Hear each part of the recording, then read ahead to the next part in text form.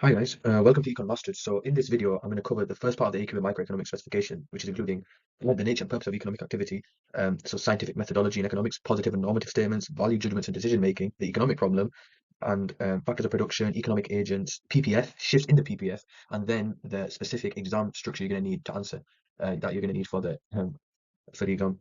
So let's get into it. Scientific methodology in economics. So essentially, economics is a social science, which means it uses scientific methodology but studies human behavior rather than physical laws. So this is kind of the steps I've listed here in the methodology. So it basically involves forming a hypothesis, collecting data, building models, testing predictions, and using evidence to support or reject the theories. So the difference is that economists, they can't run controlled lab experiments like chemists or physicists. So instead, they rely on real-world data, behavior patterns, and historical evidence. So I think kind of what AQA wants you to understand is that economics tries to behave scientifically, but real human behavior makes precise predictions difficult. So like I've listed here, concluding that evidence supports the hypothesis, such as a theory of demand, price goes up, demand goes down, or they could conclude that evidence does not support the predictions and the hypothesis is either dropped or it's amended. So positive and normative statements. So another key part of economic methodology is understanding the difference between positive and normative statements. So positive statements, they are objective and they can be tested as well as they can be proven true or false. For example, UK inflation is 4%. However, normative statements, they are value-based judgments, so they cannot be tested. They cannot be tested and falsified. And an example of this could be the government should reduce taxes. So you'll mostly get these in your multiple choice, but these are the sort of words that you should be looking out for. So ought, should, better, worse. So I think AQA really includes these because they appear throughout the course. So whenever you see the words like I've listed, that's normative, like fair, better, undesirable, for example. Linked into this, value judgments, and they do influence decisions on policy indeed. So simply define whether something is desirable or not. I mean, because economics deals with real people, value judgments essentially they're unavoidable. So it's kind of when personal beliefs influence economic decisions or policy recommendations. So let's say a left-wing government may believe inequality is unacceptable and push for higher taxes, or a right-wing government may believe people should keep more of their income and support lower taxes. These are both normative views based on values and not scientific evidence alone. So, like I've listed here, believe that studying what is happening in the economy rather than what ought to happen, that is a value judgment. And on the whole, policymakers they make value-based judgments on policy, such as I mean the Chancellor of Exchequer here, I've included a quote: "Rising unemployment and the recession have been the price we have had to pay to get inflation down." So government ministers they make decisions on let's say new airport location, the recent HS2 that got dropped, how the and based on how the population will respond to their decisions, and they kind of submerge themselves in an illusion that and they present it that the decision making is scientific and objective. However, the government will hire experts and they will instill value judgment. So are they sympathetic to the government's cause, weighing up the costs and benefits of a new London airport? I mean, what they did was they put money values on an hour of a business person's time and holidaymakers. So all I think what AQA wants you to know is that when a policy suggestion is driven by evidence and when it's driven by ideology or personal beliefs, they want you to recognize that. So evidence or personal beliefs. So this leads to the fundamental economic problem. I mean, the the framework is that because resources are scarce and human wants and needs are unlimited, there is an issue. So that means there isn't enough land, there isn't enough labor, capital, or enterprise to kind of cover the human wants and needs to produce everything people want. And this forces choices. Um, so, I mean, let's just see here. So, needs and wants, they're both separate things. So, needs are things such as necessities, water, house, food, energy. But wants are things like luxuries, designer clothes, holidays, houses, cars. And so, due to the limited resources that cannot satisfy the needs and wants, there are three questions that runs throughout economics, which is what to produce, how to produce it, and for whom to produce for. And this all should be done to maximize economic welfare, which links into utility theory, but we're going to cover that later on. So, so what are the different types of factors of production or inputs? So these are the inputs used to produce goods and services, simply defined. You have capital, which is things such as in economics, capital refers to machinery, tools, and equipment. And then you've got enterprise, which is entrepreneurs who take risks and organize the other factors. You have labor, which is basically human effort. And then you have land, which is the earth's natural resources. And I think a really important thing is to know the returns that each of these factors of production give you. So capital earns interest, enterprise earns profit, labor earns wages, and land earns rent.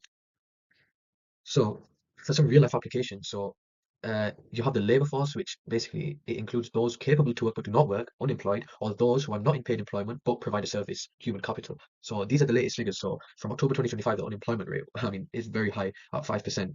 And in comparison to the April to June 2025, 75.3% employment rate. Similarly, so land, or as we said, the natural resources, and these include materials, water, animals, renewable and non-renewable resources. And essentially, all you need to know is that land is scarce, and this means that they are termed as economic goods. They can be traded. However, there's only one exception here that I've listed, which is water, which is a free good because you can't really divide water and trade it because it's all around, it's everywhere. Okay, this is really important. So economic agents. So in microeconomics, there's basically three main stakeholders. So you've got producers, who are firms that make the goods and services, and they determine what to make and the price. And then you have consumers, who are like people slash households, or even firms that buy goods and services, and they make decisions as to what they want to buy and how much they are willing to pay. Linked into this, you have governments who essentially set rules, they regulate, and they also tax firms, and they also determine how much intervention there should be into a market to promote the social interest. So essentially, each has different incentives, and kind of economic analysis relies on understanding on how each group responds to price changes, policy, and incentives. That's what you need to know, how they respond to price changes. So the production possibility frontier shows the maximum potential output of two goods when resources are fully employed. So I think there are three main points on this curve that I've listed. So point A implies productive efficiency. So this is on the curve and it's achievable with no extra resource usage. So you are maximizing the use of your resources at efficient levels. Movement along the curves force a trade-off, or in other words, Pareto efficiency or a Pareto optimal uh, outcome. This means, so let's say point A moves to point D. This means there'll be more trains produced because there'll be a reallocation of resources towards trains and there'll be less cars used. That is what Pareto efficiency is, and you need to know that. Point C implies kind of it's unattainable using current factors of production, and you're going to need an increase in either the quantity of your labor or the quality of your labor. Linked to this, point B implies productive inefficiency or unemployed resources with spare capacity. So all of these points, especially Pareto efficiency, links into the idea of opportunity cost, simply defined as the next best alternative foregone when a choice is made. However, the issue with the idea of opportunity cost is that not all alternatives are known. There could be imperfect information, and it's hard to switch factors of production. The factors of production may not be mobile; they may be immobile, which is a source of market failure. You also need to know shifting of the PPF, the production possibility frontier. So this is really simple. The PPF shifts when the economy's productive capacity changes.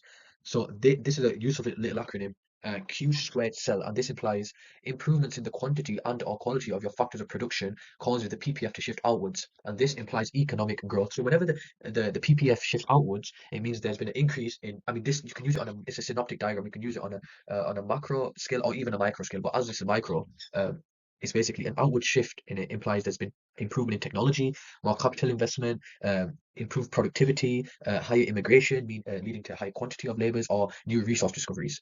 However, inward shifts of the PPF could be due to external shocks such as war, natural disasters, loss of labour, a long-term decline in the industry, or even coronavirus, as we've experienced. So AQA loves asking you to explain what cause. So you need to always explain what causes the shifts and how it affects potential output. That's the main takeaway. Exam technique is very important early on in the course because most students they'll be able to learn the content relatively easily. However, if they don't have or haven't been given a solid structure to follow, they will not be able to apply the theory that they've learned. So I've done kind of a simple exam structure for each of the questions that you're going to get. So you'll get a three marker, simply define. So this just means a simple definition of whatever it asks you to.